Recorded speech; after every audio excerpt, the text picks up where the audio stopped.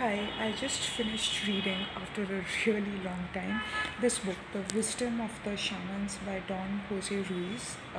He is the son of the writer Don Miguel Ruiz, I believe, the man who wrote the Four Agreements.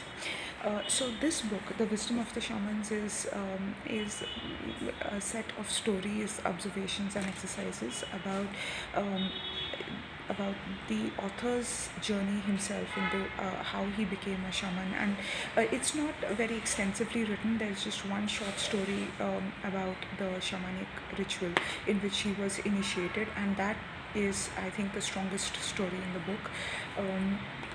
And the others are actually folklores or tales from the Toltec tradition. Actually, I did not find anything that was really deep or new. Uh, Other than the language that is used, the words, they are very beautiful. So, for example, there's a word called the nagal. I think if that's how you pronounce it, it's spelled Nagual, and that is the nagal is it refers to the life force that exists within you, that exists in the world around you. It is also it also refers to a man or a woman who has tapped into that force.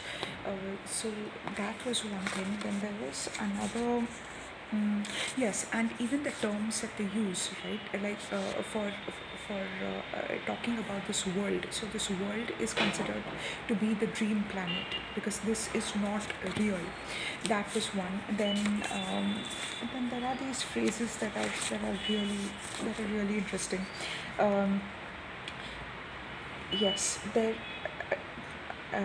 is a story of a mythical bird, and how that bird actually finds its power. That bird is, I think, it hatches inside a cave, and all it knows, all its life, is dampness and darkness.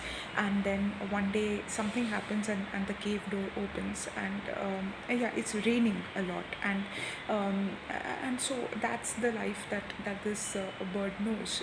And then one day the sun comes out, and it's blazing, and this is when this little bird, who did not realize that it had wings or that it could fly, can actually do that. The name of that bird is Quetzalcoatl, Quetzalcoatl. So there are these interesting little stories, but there aren't as many as I would have liked.